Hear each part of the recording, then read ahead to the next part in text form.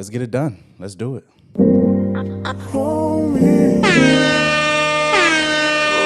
I need you to. I want to welcome y'all. I need you to. It's episode 35 of the Malik Scholar Podcast. I am your host, Malik Scholar. Let's get into it, man. Do you feel like you can't get through the hard times? Do you feel like you can't get on your knees and just pray to the Lord through the dark times? You know what you need, I just need you to hold me.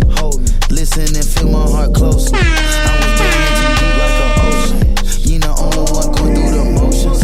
I was trapped up in all my emotions. Lost my nephew to gunplay and smoke shit. RP Takeoff, man. Lost my dog to some petty ass hoe shit. I do want to appreciate y'all for tuning in to episode 35 of the Malik Scholar Podcast. I am and always will be your host, Malik Scholar, man. We in for a good time. We in for a great time. Let's let this music ride for a second, though, man. Let's go. Mama, I want you to take off, promise don't. Heaven, I want you to lingo. Tree, I want you to Shara, promise don't. Jada, I want you to Jamie.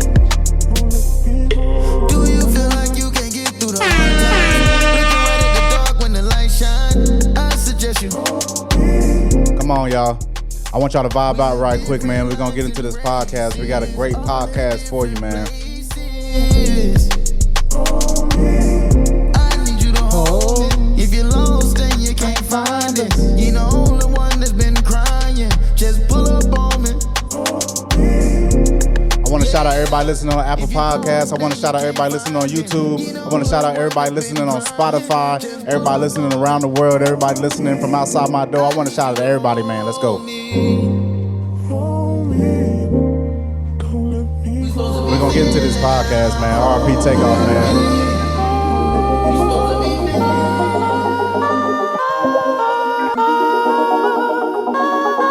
Let's go, man.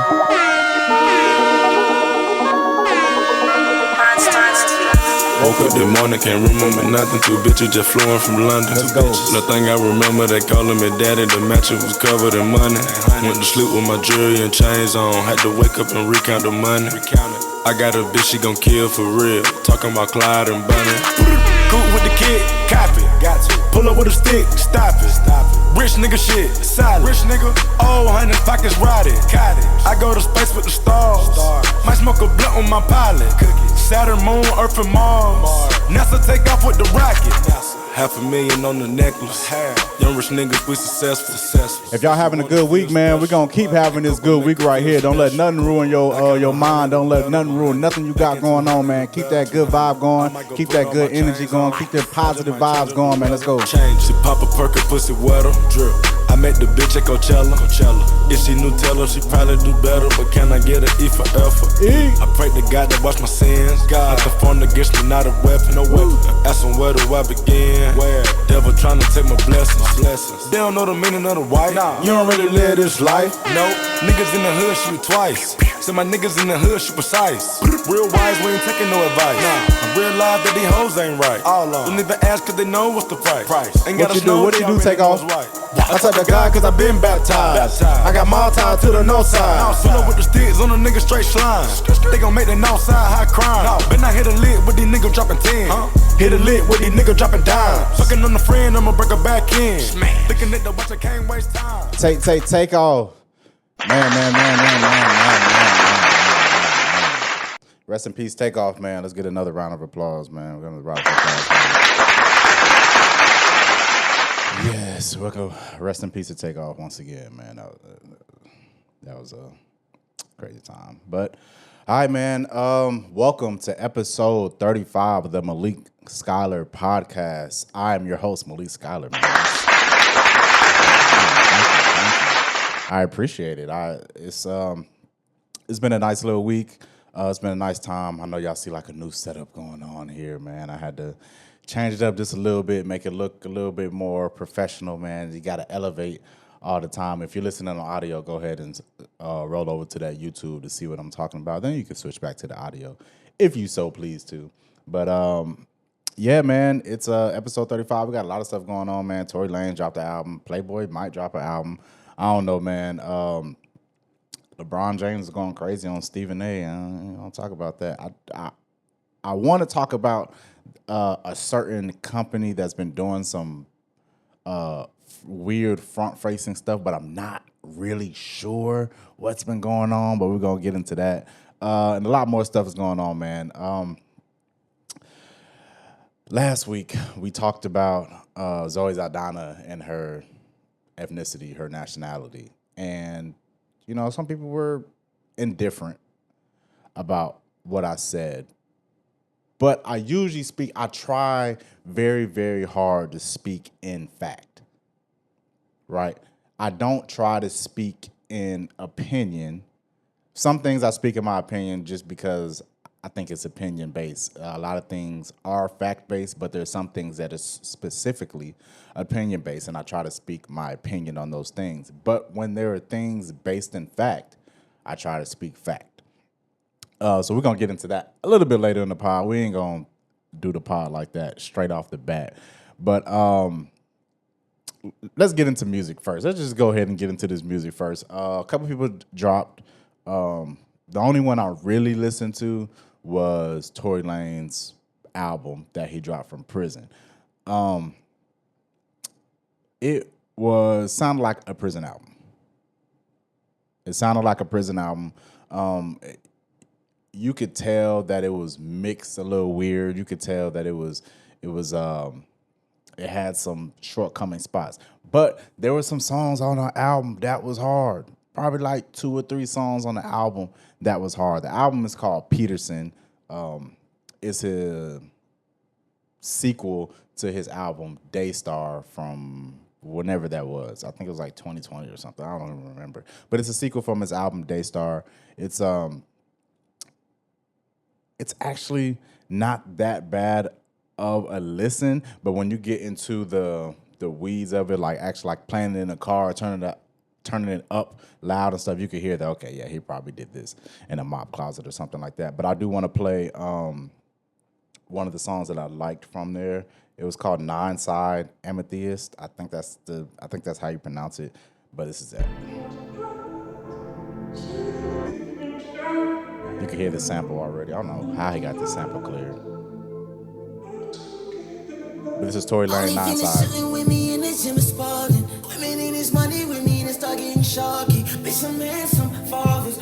hear that reverb in there? Loud reverb. I just caught the sins, coulda helped, but you ain't bother. Bitch, don't worry about my niggas, you know that I got them. Staying in that cell, I had some moments, it was darker. I get love from all the Mexicans, the whites and blacks, but you don't want a fucking problem. Bitch, when I get out, it's a hard song though. With his son Bruce Wayne, stepping in the Gotham. I be fly to death like I was dressing in a coffin. We ain't gonna play too much, but I want you to get the vibe of it. Shawty quit stalling. You gon' hit the strip and get that money till the morning. Want it. Try to play a real nigga talker. So we left him deader than the president that's printed on $1. I be with some niggas and they tripping. Come on now. Only one that can't deny the track now. I don't fight for show, we get up in that stuff brawling. It be nice, I wanna talk to Iggy. Yeah, throughout the whole album, he was talking shit or whatever. I do not care. Listen, I do not care about all the lawyer stuff and the legal battles. I'm gonna say I don't care, but it's not in my forefront listening to this album. I'm listening to the music. He's talking a lot about the case and Meg and all that stuff. I'm not listening to that's not. I skip those songs. I listen to the music, the heartbreak song, all that stuff because I like Tory Lanez music, so I listen to it. Gunna dropped something with Turbo. It's called Classy Girl. I listened to it. It was cool. I got to stop sucking my teeth. I don't know why it sounds like that. But I listened to the song. It grew on me. I listened to it once, and I was like, eh. It's a Turbo song. I guess Turbo is the producer, but I guess Turbo's name is first in the listing, so it's Turbo's song that's featuring Gunna, but it's Turbo and Gunna. It's called Classy Girl. I'm going to play a little bit of it. I listened to it once. I was like, all right, but then I listened to it a second time. I was like, man, Mike got a little bop going on. So this is Classy Girl, Turbo.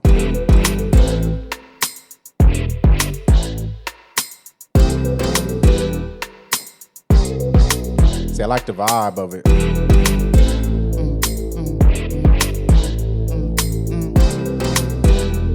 vibe. Classy, classic girl. Rolls Royce Mastery, for a classy girl. Yeah, backseat, get you in the backseat. Ain't like nasty, classic. Yeah, I can't play. I can't play too much of it because I already get hella strikes on YouTube by playing these songs and stuff. I can't play all of it. But that was a classic girl, Turbo and Gunna, and you know if that's your vibe, it keeps that same tempo throughout the whole song. Like there's like a slight bridge, but it keeps the whole tempo throughout the whole song. So it is what it is. Lady Gaga dropped the album. I couldn't listen to it. That's not my bag. I couldn't do it. NBA YoungBoy dropped the album. Not my bag. Couldn't do it. Could not listen to it. Fredo Bang dropped the album. Not my bag. I couldn't listen to it. I don't know what's my bag anymore. I don't know what I can listen to anymore. No, I know what my bag is, man. It's R&B and soul, and that's what I like listening to. When it comes to hip hop, man, I'm really just. When I was younger, I can get it off. Like I can get off listening to like Migos was like my favorite group as a kid. Like me and my partner Walter. I don't know why I said his name like that. Me and my partner Walt, Trey, we would listen to, it was like 2012 or 2013. He had this like 1997 F-150 Burgundy pickup, and we would just find new music to listen to. Y'all, I'm 27. Am I 27? I'm 28. Yeah, I'm 28.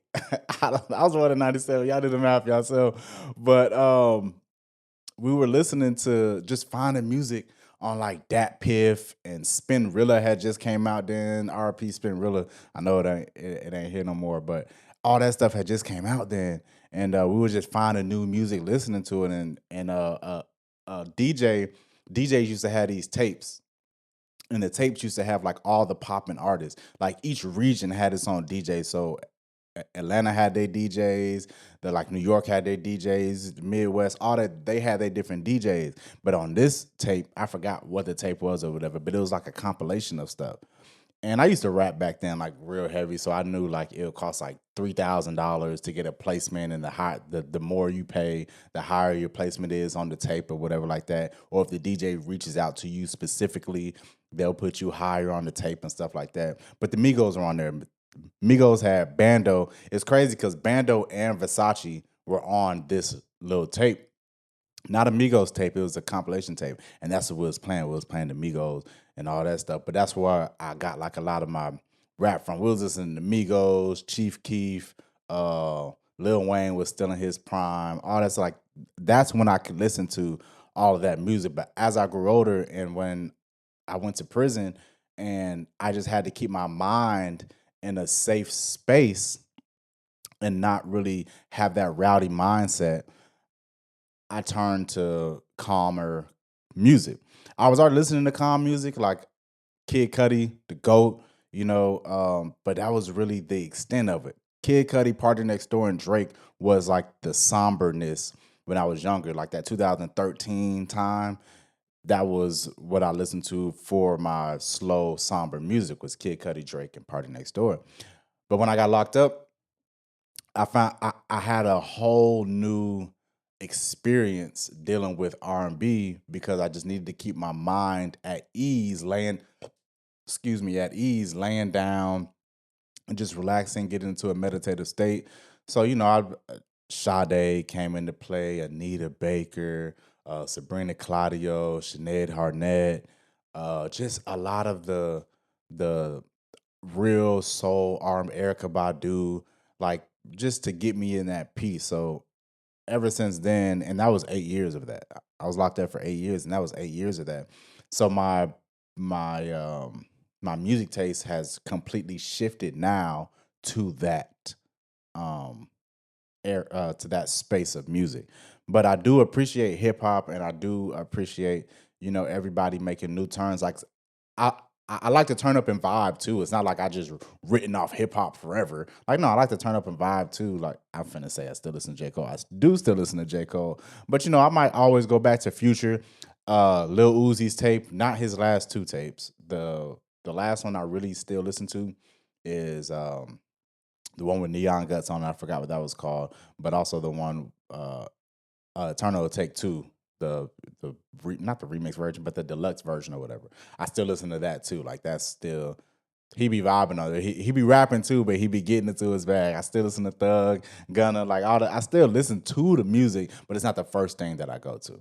If I wake up in the morning and I play some music on my way to work, which I rarely do, I play podcasts now. But if I play music on my way to work, I'm playing some like slow stuff. But if I need to wake up, throw on some Future, throw on some Gunna, throw on some Thug, I do what I do.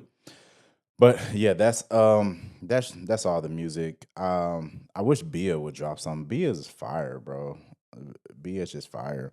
She's a real she's a real rapper, bro. And but she don't drop enough. Like her last tapes were fire. Like Bia's Bia. If y'all know who Bia is, look her up. You'll know who she is. She had that song with Cole. She came out. I think she was on like a reality show at first. I don't remember, but before we leave music, Doechii dropped Anxiety, which she dropped 4 years ago on YouTube over the Somebody That I Used to Know beat, the Koyota, whatever the name is. But she dropped that, and that's just spewed the conversation of industry plant.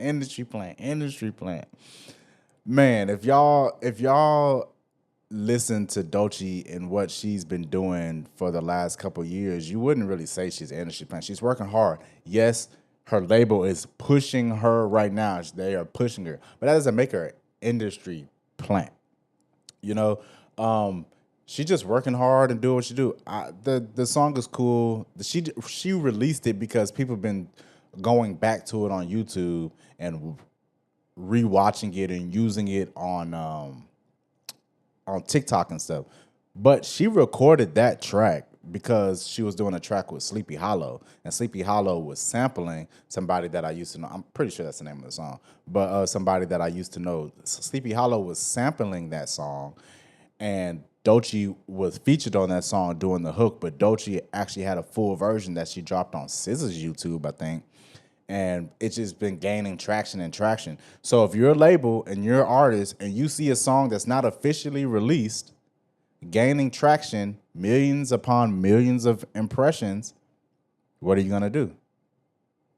You're going to package that song up, clear that sample, and put it out on streaming services because everybody's looking for that song. So when they search the song, yours pop up. Yeah, they can go to Sleepy Hollow's version, which Sleepy Hollow's probably a little bit upset about, because now when you search Anxiety, she pops up and not him. But and that's what you do. You release it. That's a smart move as a label, as an artist. That's a smart move. I would do it too. Y'all looking for it? Here you go. Simple as that. Jello dropped his song, Can You Please? I'm not gonna play that. But featuring Glorilla. It was trash. I didn't like it. But he is signed to Def Jam. This song was released by LiAngelo Ball under exclusive license to Def Jam Recordings, a division of UMG. Everything's a damn division of UMG. But if y'all recall, a couple of episodes ago, we was talking about LiAngelo Ball record deal being released like an NBA contract. What was it? 13 million signing, 8 million guaranteed Def Jam contract. And remember, I talked about that because I was saying that if it is true, I didn't believe it to be true because Def Jam never made a press release about it. But he just released this song with Glorilla, which Glorilla's on a run right now. Shout out to her. She's just gone. She's like, oh, you want a feature video? All right, shoot me 200. We got you. Let's do it. I'm with it too. You shoot me 200 video, verse, little 8, not much, little 8. Come on, I got you. And she walked him on this song. This song sounds... Can you please? He's trying to recapture that New Orleans vibe that he had with Tweaking. I don't know if it's gonna catch on. Whatever. But yeah. So he's actually is signed to Def. But what I was saying about the Def Jam contract was that I felt like he can. I don't know the details of the deal. That's the thing. I don't know the details of the deal. But I feel like he could have made that amount of money, that 13 million or that 8 million guarantee, whichever metric that you want to go off of, he could have made that amount of money with that one song. When you sign a deal, maybe he signed a single deal, which would be worth it. But if he signed a multiple single deal, I don't know, because Glorilla cost some money too. Glorilla cost some money. I don't know if they're gonna do the video. I don't know if the video's been released or whatever. But she cost some money to do. So whatever money he's got from the label, he's using it on her. But I just feel like he could have got that money from that one song. So whatever. But now that is the extent of the music. Yeah, that was it for the music, man. Playboi Carti says that he is dropping I Am Music, the album, Friday, which is the day this podcast comes out, but I don't think he's going to drop it. But the thing is, he's been doing a lot of promo. He hasn't dropped the album in 5 years. The last album that he dropped was Whole Lotta Red in December of 2020. I think it was November, December, one of 2020. 5 years. I don't know how he's such a big artist that can use the Kendrick move, the SZA move, and not drop an album in 6 years and people still be hyped about it. But he's been lying about his album for forever. He's been saying, because I don't know if y'all remember or if y'all follow Playboi Carti or anything like that, but the I Am Music thing was supposed to drop in 2024. It was a whole poster, I Am Music 2024, all that stuff, and it didn't drop. He dropped a couple of songs. Everybody was vibing out to the songs, doing the little Playboi Carti dance or whatever, and it never dropped. He said it was coming, never dropped. Said it was coming, never dropped. But now there's a cosign from Spotify. Spotify dropped the ad. Didn't say when it was coming out. Just says, like, we can't wait or something like that. Some weird thing. So, I mean, y'all will know before I do. Well, we'll know at the same time. But if you're listening to this podcast, you will know if it actually came out Friday or not. Because I'm recording this a day before. But I don't think it's going to drop. Maybe he drops a song. Maybe he drops some merch. I don't know. It'd be cool to hear it. But I don't know if the music will be fire. Like, I don't know what bag he's in now. He did the baby voice. He did like the deep Mr. Krabs voice or the Plankton voice, whatever you want to call it. He did that. Now what? Is he going to continue with that? Is he going to continue with the Hood by Air stuff? If he drops, we're going to get on here and talk about it. But if he don't drop, I'm going to slash him. Whatever. All right. So let's get into, I've been watching some shows. Power Book 2 is back on. Not Book 2, Book 3. Book 2 is over with. Power Book 3, Kanan, is back on. I watched the first episode fully, the one that just dropped last Friday or whatever. I dropped the first episode. I watched the first episode. The first episode was good. It was good. Power likes to jump the shark a lot. If you don't know what jump the shark means in a television show, that means that reality just is no more in the show. Like you're just crumbling reality, like shooting a gun and it curbs a bullet or whatever. That's jumping the shark. Something that's just astronomically just can't happen. Power likes to do that a lot. Whatever Power you're watching, it likes to do that a lot. If you're watching Tariq, if you're watching Ghost, or if you're watching Ghost Force, whatever. They like to jump the shark. BMF, they did that a lot. And I'm kind of glad that it's not coming back because, God, they did that a lot. But this first Power episode was a flashback episode, and it was, the cinematography was chef's kiss. It was awesome for this show. I'm pretty sure it was shot on digital, but they made it look like a film grain, only because it was a flashback show. But it was great. The color grading was great. The cinematography was great. I was like, wow, this is good. And it was written well because it was a dialogue-based episode. There were a couple of physical things, probably like 8 minutes out of the whole 50-minute show. But it was a dialogue-based episode, and that was really good. I was like, wow. They are doing their thing with this particular episode. I don't know if it's going to continue like that. I hope it does. Of course, you want some action. If you're watching Power, you're watching it for the action. But they stepped their game up. And I do still think they're going to jump the shark because they already did with Joey Badass, Unique coming back or whatever. Because, I mean, how you going to die? How you going to look like you die, get hit in the head, roll over and all that stuff, and then your brother don't check to see if you was dead or not? I don't know. They just like to jump the shark or whatever. But, you know, it is what it is. We're going to get into... before we get into anything else, I actually watched Invincible also. This is our little show segment. But Mark is soft. I ain't even gonna lie. Mark is soft. Like, you're a superhero, bro. Kill somebody. Like, I hate when the people, the superheroes, the main villains or the main superheroes in the show always have this morality clause. Like Daredevil has this morality clause where, no, I'm not gonna kill anybody. But when they kill Foggy, you not you got him up out of here. You feel me? But yeah, Mark, if you don't watch Invincible, it's a superhero show on Amazon Prime. They're in their third or fourth season. They're in one of the seasons right now. You look it up yourself. I'm not your researcher. You look it up yourself. They're in this whatever season, and Mark has this morality clause. Mark is the main character, Invincible. He has this morality clause where he just won't kill anybody because Omni-Man's his father, and Omni-Man took over the war, tried to take over the earth and annihilate the whole species and all that stuff. And he just has a morality clause where he doesn't kill anybody, but it comes to his detriment. Most of the time, it comes to his detriment, and I'm glad Immortal made him. I'm not gonna go too much into the show, but yeah, Mark is soft, and he needs it. Invincible creators, if you're watching, the writers, if you're watching, don't make Mark so soft. All right, so now we're gonna get into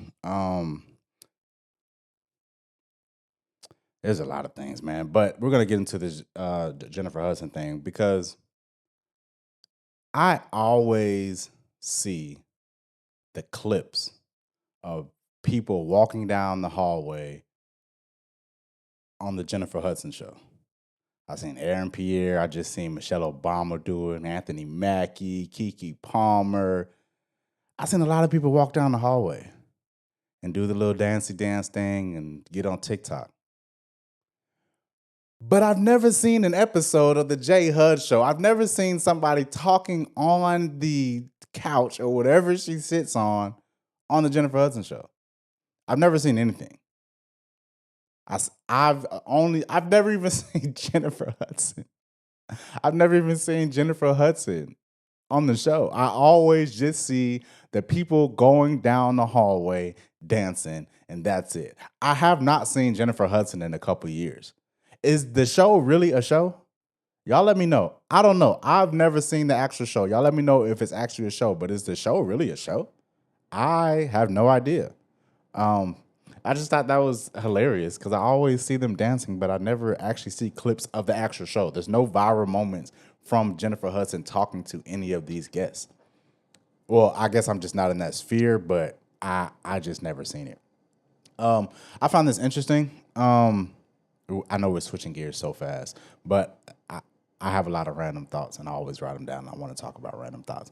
What else would a podcast be for? Why would I make a podcast if I don't want to talk about my random thoughts? Why would you listen to my podcast if you don't want to hear my random thoughts? Yeah, think about that. All right, so dermatologists don't use soap on their bodies. Yeah, dermatologists do not use soap on their bodies. There was an article in Apple News. I just so happened to just read it. It just came across my phone. I usually have technology articles come across my phone, but this one just came across. And it says if you talk to most dermatologists, probably none of them use actual soap except for on their hands. That was by Dr. Erin Chen. She's a dermatologist herself, but she said they don't use soap. They say soap rubs the skin the wrong way for several reasons. It contains many ingredients that just don't do well for the skin.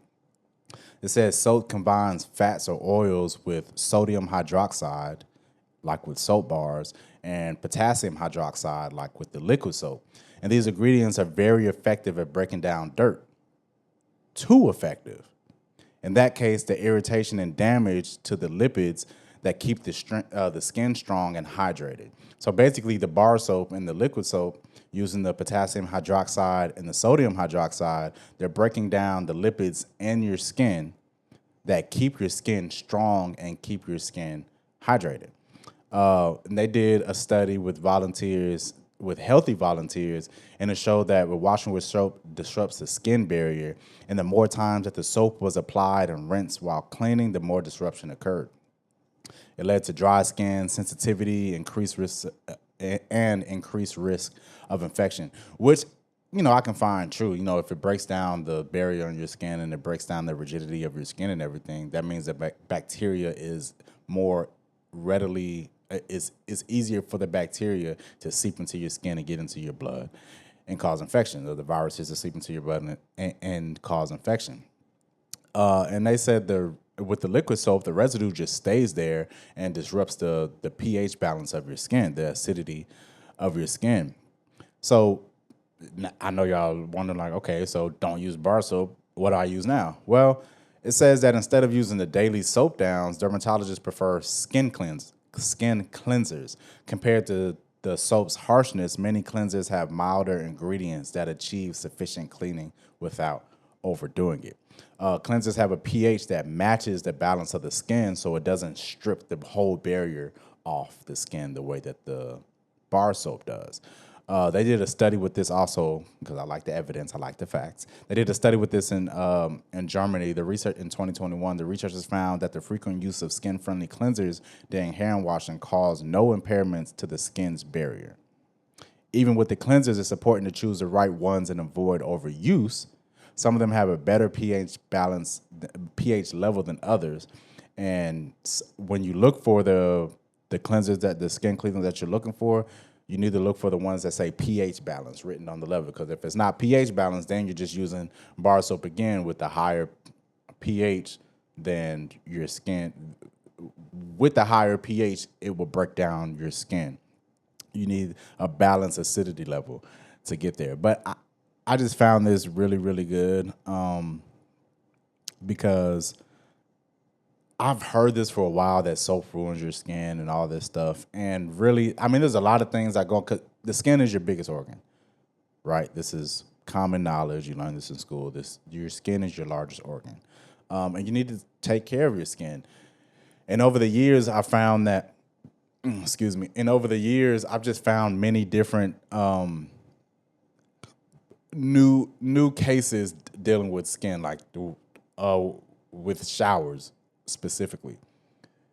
It's bad to take longer than 3-minute showers. Most people stay in the shower for a long time. I stay in the shower for a long time. Most people stay in the showers for a long time, but that dries your skin out heavily. You're still using the soap, and it's the same thing as the soap reason of why you should take less showers. I mean, you can save money and all that stuff too, but just for the healthiness of your skin, when your skin gets dried out and breaks down like that, the barrier of your skin is compromised, and you're more susceptible to infections, and everything else that I listed earlier. But they said it's better to take 3-minute mildly to cold showers, and I know people are not gonna do that, and that's why a lot of people just be like, hey, whatever, I'll just do it and put some lotion on. But that's what happens, and I find those things interesting because I've heard it for a while. I just never do it. But if you want some recommendations for what skin cleansers you should use, CeraVe and Aveeno are their top recommendations for that. I would like to know what y'all think about using bar soap and liquid body wash versus using skin cleansers for cleaning your skin. Now, this came with evidence. This came with factual evidence. This is not my opinion. This is a study that they did, that dermatologists did, that the dermatologists went to school and studied for. So don't get on my back. Don't get in my comments talking about I'm soap baiting. We're going to talk about that later. Don't get in my comments talking about we doing that. No, this is a dermatologist study that says bar and liquid soap are unhealthy for your skin because it will leave you vulnerable. You'll leave your skin vulnerable. Your skin's your biggest organ. So if you want to switch over to skin cleansers instead of soap, Aveeno and CeraVe are their options. All right, so before we get into anything else, we're going to get into this we're going to get into this highlight song. I got to remember to stop saying song of the week. It's not the song of the week. We're going to get into this highlight song. This is one of my favorite songs of this year. I think it came out this year. But this is one of my favorite songs from this year. This is Celine by NoCap and Quavo. Yes, sir. All right, so that was Celine featuring Quavo by NoCap. I love that song.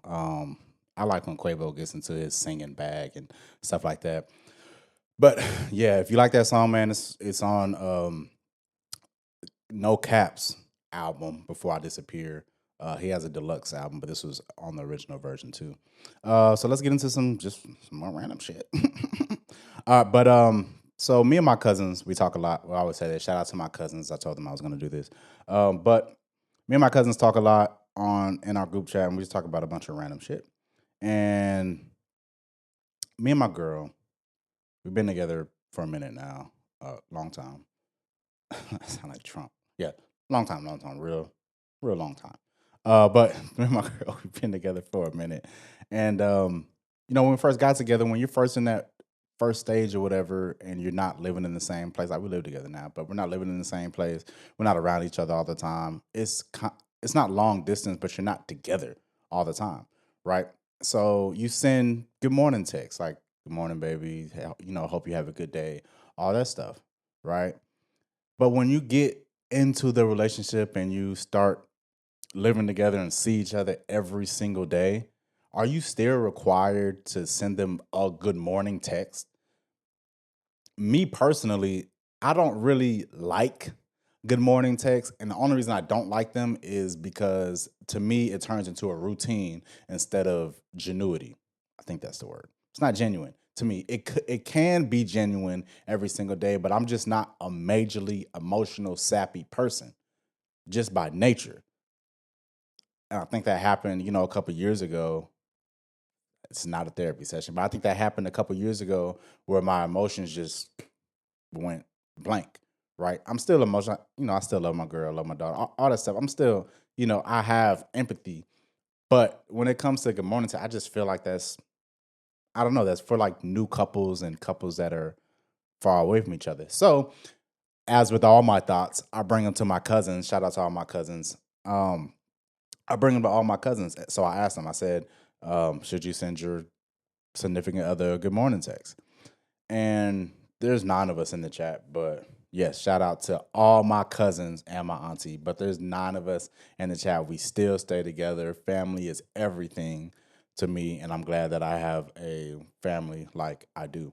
But 3 of them said sometimes you should, and then 3 of them said no, not necessary. 2 of them actually responded like in the actual chat or whatever. But yeah, they said sometimes you should, and sometimes no, it's not necessary. Well, sometimes you should, and explicitly no, it's not necessary. And I kind of fall under the sometimes you should. And the only reason I say that is because yesterday I actually sent a good morning text just because I felt it. I felt it. I was at work. I'm like, okay, she's about to go to work. Let me, just encouragement. So I sent a good morning text, but it wasn't like a good morning, have a good day. It was actually a word. It was like an affirmation for real. But I felt that. I feel like if I do that every day, it loses its value. If I keep doing something all the time, it loses its value, right? In this particular situation. And my sister actually sent a good reasoning of why it is. So I'm going to kind of read that verbatim. She said, yeah, I mean, when I was dating, I expected to speak to the person I'm dating every day. And if you didn't hit me up, you better have a great excuse of why you didn't speak to me. But I don't necessarily have to say good morning because I think you're being corny after a while. And this is my sister. Like, it's the same, like, we have the same thought process. Like, I think it's corny after a while. I wouldn't use the word corny, but I just use the word, like, repetitive and genuine. And then she said, I'm good with you just saying, hey, let's get together today, or I'm busy today. We could text and call. She said, I prefer to spend time with them, but that texting and calling is for children unless you have a long-distance relationship, which I wouldn't personally do because I'm not trusting of that people. Right. So that was my whole thought process of that. Like, I'm not sending a good morning text every day because, 1, I think it's ingenuine. And 2, I think it's ingenuine if I send it every day because every day is not a good morning. I don't have toxic positivity. I do not have toxic positivity. Every day is not a good morning. You wake up groggy and stuff, but yes, you can reaffirm yourself. But I just don't need to send a good morning text every single morning. But y'all let me know what y'all think. Do y'all send a good morning text every single morning to your significant other? Or do you just, or you just keep it pimping and send it every once in a while, just to let them know, like, hey, I'm still here. Especially if you're living with them. This is really if you're living with them or been in a long-term relationship. If you're long distance, yeah, you're gonna speak to that person every day. And if you're not in the same place, you're gonna speak to that person every day. This is not about that. Yeah, I would expect that if you don't see the person every day. But if you're living with them in a long-term relationship, do you need a good morning text? Do you?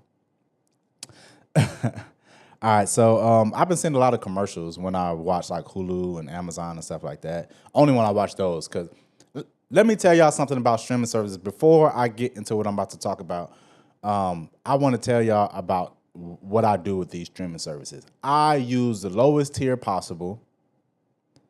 I hate ads, but I use the lowest tier possible because of the ads. I know that doesn't make sense. But if Netflix is it was $5.99, but I think it's $6.99 now for the lowest ad tier plan. If you don't want the ads and want straight just Netflix shows, Netflix with no ads, then the next tier is like $14. You're paying double. So my philosophy is, I'm just gonna pay the lowest tier and get the ads because I barely watch it anyways. I barely watch that shit.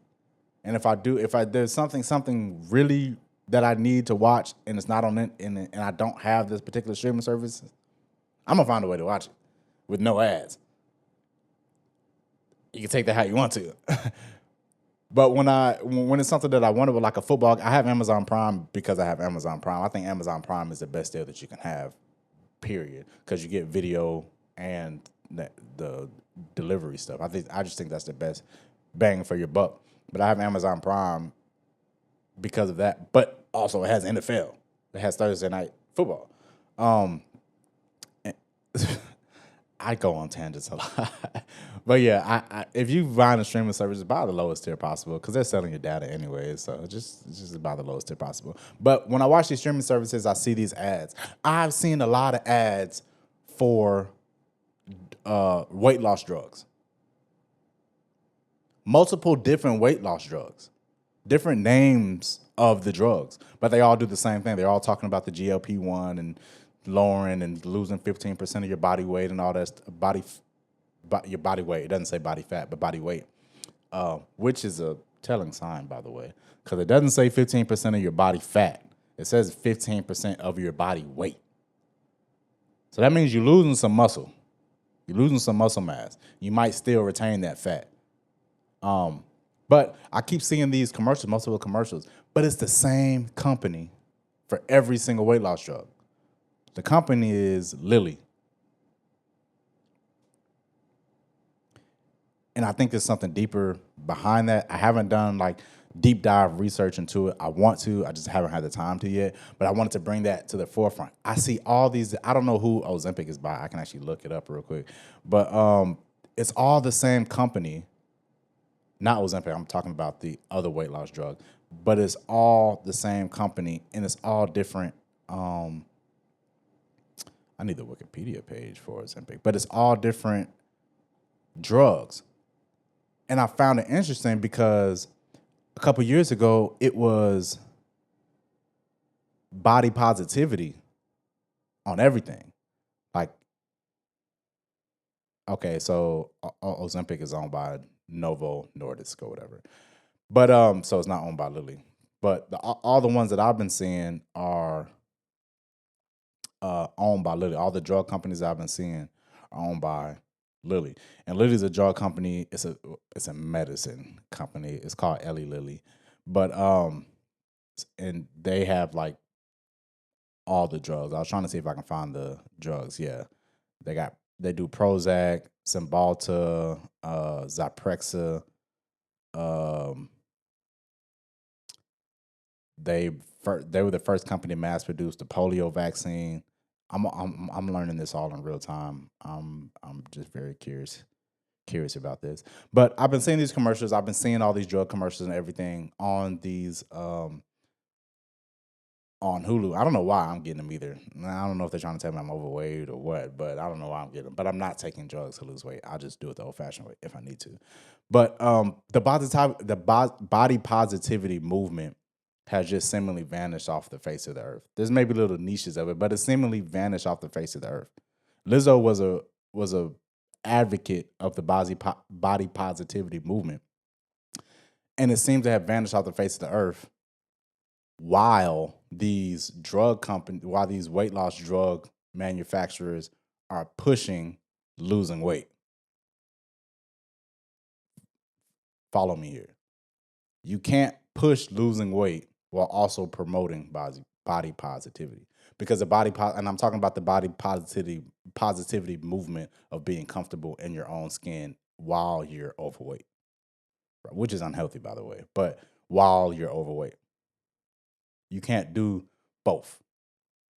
One has to go, one has to come in. So at the point where all of these drugs were Ozempic shot to the moon. It wasn't even a weight loss drug at first. I think it was like an insulin drug or something, and weight loss was a side effect. But now they promote it as a weight loss drug.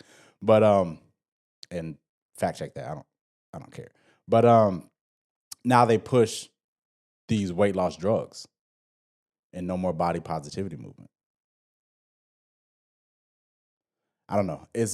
It's more than what I have in my brain right now. My brain just racks up a lot of stuff, but you know, I'm interested on why it just went away.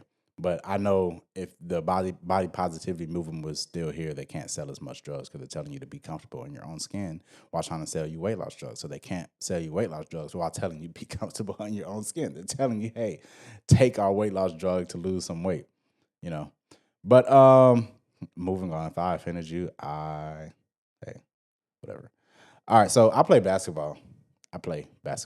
And I haven't played since I left prison because I've been focusing so much on elevating my life that I haven't played basketball.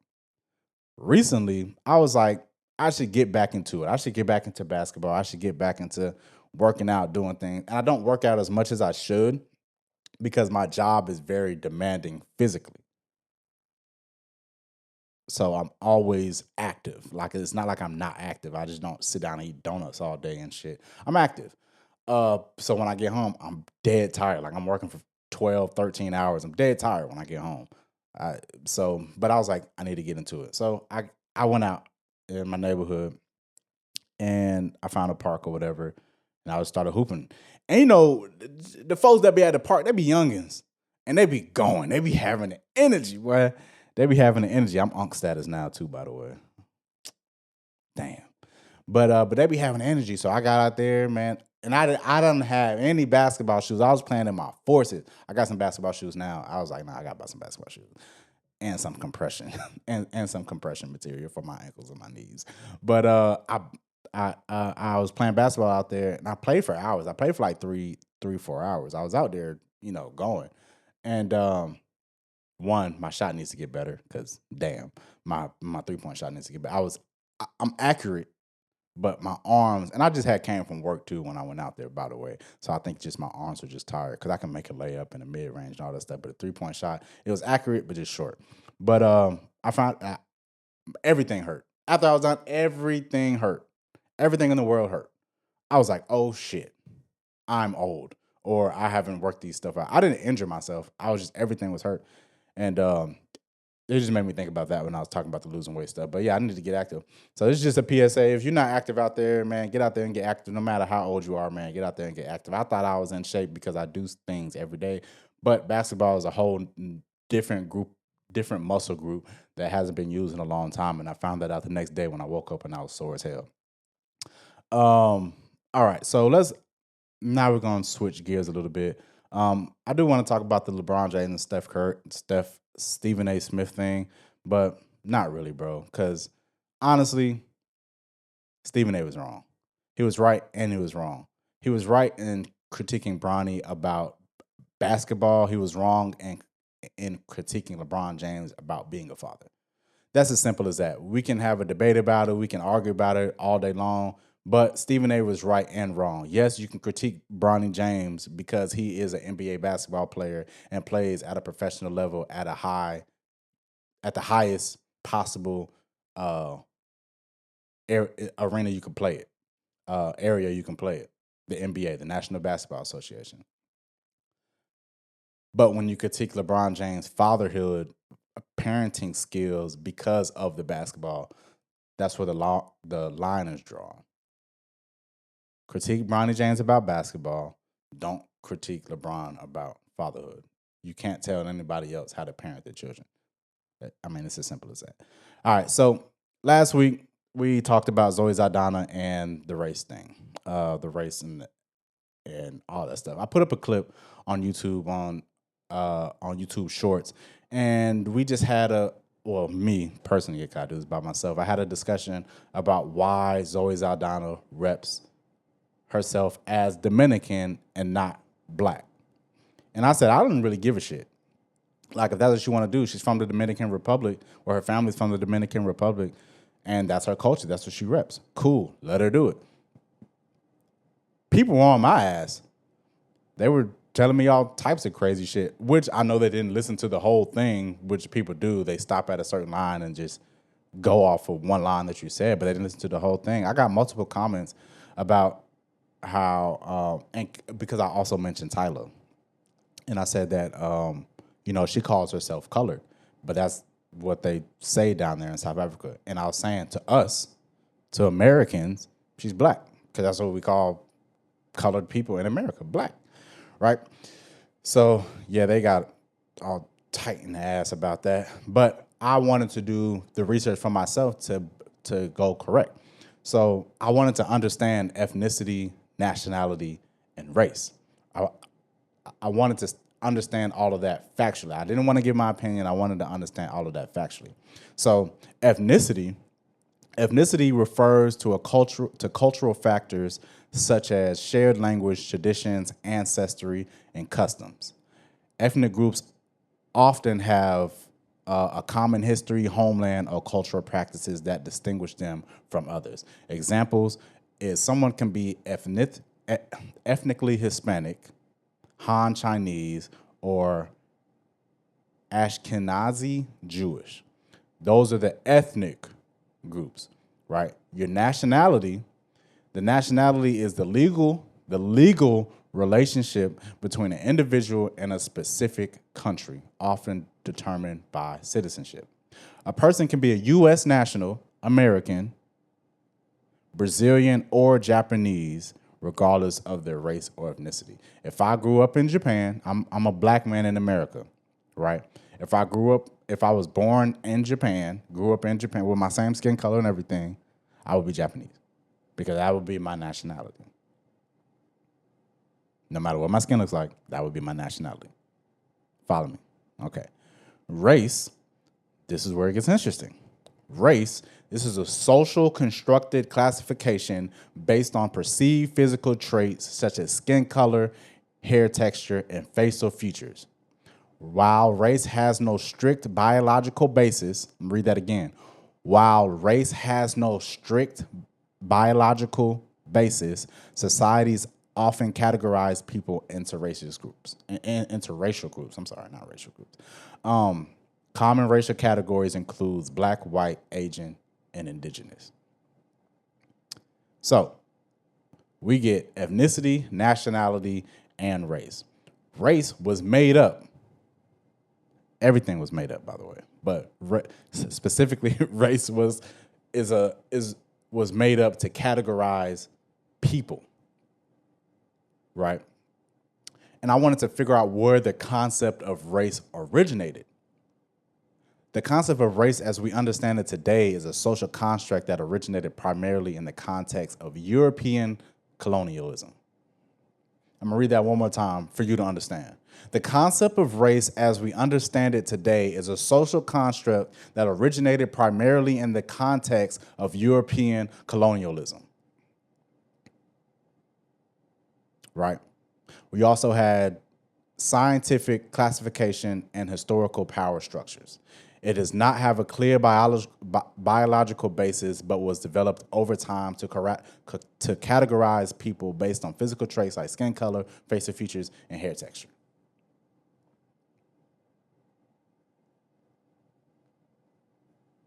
So I'm going to put this in the most simplest way that I can. Race was made to divide us. That's it. Race was made to categorize people to divide us. Because when we go back into the origins of humanity, we can deep dive into all this stuff. But when you want to go back into the origins of humanity, all humans originated in Africa. This is not opinion. This is factually based. Go look it up. All humans originated in Africa. Our skin color came about because of migration and adaptation that eventually led to evolution. I want you to understand this. Everybody on this planet ties back to Africa. Humans migrated to different parts of the world. Some had less sunlight. Some of the parts of the world had more sunlight. And some of the parts had medium sunlight. Over time, our skin evolved to how much light we were getting. Right? Are y'all following me? Okay. So when we talk about race, we're talking about structures and governments and societal constructs that are made to separate us because we don't have anything else to differentiate us by anything.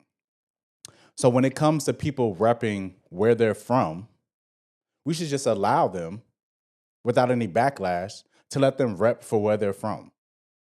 If there is a guy with brown skin that was born in China, that was culturally raised in a Chinese ethnicity, let's say Han Chinese, which is an ethnicity, that person would see theirself, their ethnicity would be Han Chinese, and their nationality would be Chinese.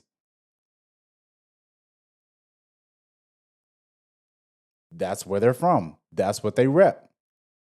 If you're in America and you grow up with brown skin, you're black because that's what they made us. If you're in the European nations, you're black. Like when people get so adamant about what people want to call themselves, and I'm just talking about the color of their skin and their nationality, ethnicity, and race right now. I'm not talking about anything else. I'm not talking about the trans community or anything. That's not a conversation for me to have. But when people get up in arms about what they want to, what a person wants to call themselves, that's true, i.e. Zoe Saldana calling herself Dominican, or what she has always called herself before, Afro-Latina, why not let them? Why get so bent up? Why get so pent up about what a person decides to call themselves or what a person decides to do with their actual nationality and ethnicity? What I was talking about last week was the black people in America, black for a lack of a term. Like I said before, I don't even like the term black because we're not black, we're brown. Brown people in America we did not give ourselves the name black. This was given to us by colonists. This is how they identified us. These are white people. These people right here, they have darker skin than us, but we don't really have a color for this brown yet, so we're going to call them niggas black. What are we missing here? We're going to give them our last name, and we're going to call them niggas black. So if somebody doesn't want to rep being black and just want to rep their ethnicity, let them do that. Damn, like, I don't think it's that major of a concept. I don't think it's that hard of a concept. And I don't think it should be that controversial of a concept. If I knew where my family came from, which I don't, not because of lack of trying, just because the paper trail ends. Let me tell y'all something. I don't know where my family came from because the paper trail ends. My last name is a last name from a colonizer. I don't know where that paper trail ends. So if I was a person that knew where my family paper trail begins, then I would rep where my family paper trails begins. The ethnicity part. The nationality you really can't change. If you're born in America, you're American. If you're born in Canada, you're Canadian. If you're born in Mexico, you're Mexican.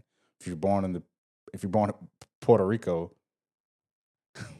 you're either Puerto Rican or American. You're born in Japan, you're Japanese. You get where I'm going with this, right? If I knew so in America, if ethnicity is cultural factors such as a shared language, tradition, ancestry, and customs, then our ethnicity would be Black. That's what we decide to call it. It's Black. That's our ethnicity. Our race would also be Black because that's what they decide to call us. It's Black. And our nationality, everybody's in America that was born here and is a citizen, nationality is American. Somebody brought up a good point, though, in my comments where they were like, I don't even know why they call y'all African American because African American is a nationality, not a race.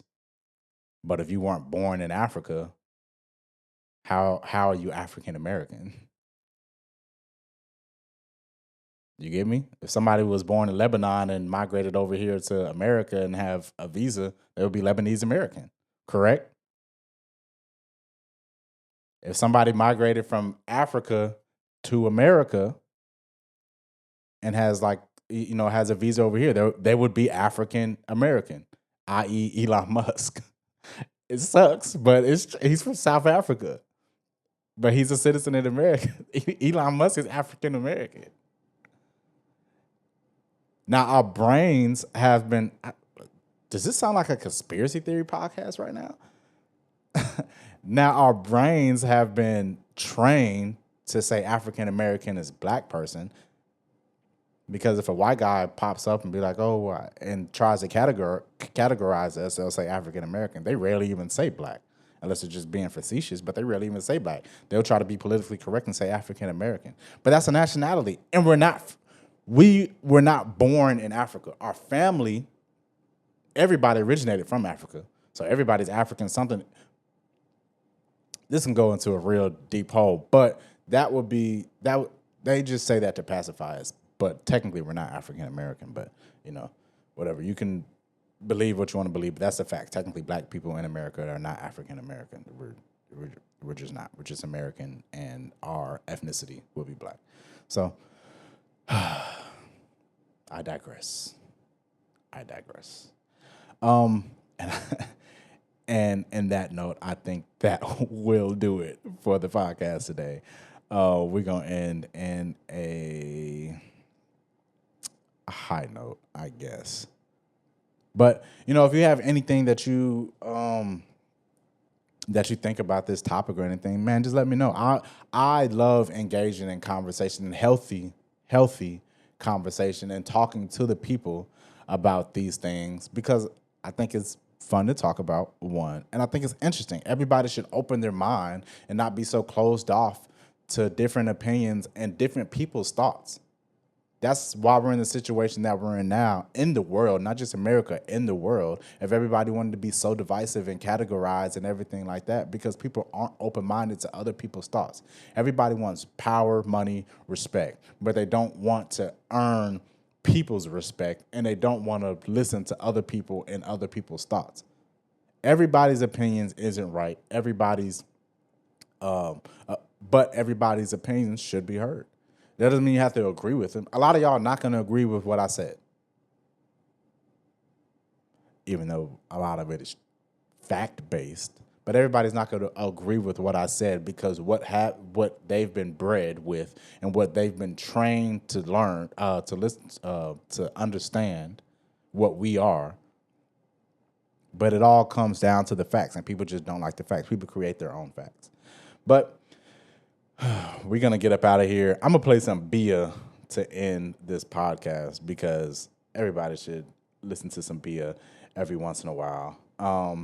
Yeah, that's what we're going to do. All right, so I appreciate y'all for tuning in to episode 35 of the Malik Scholar Podcast. I have been your host, Malik Scholar, and I hope y'all have a good one, man.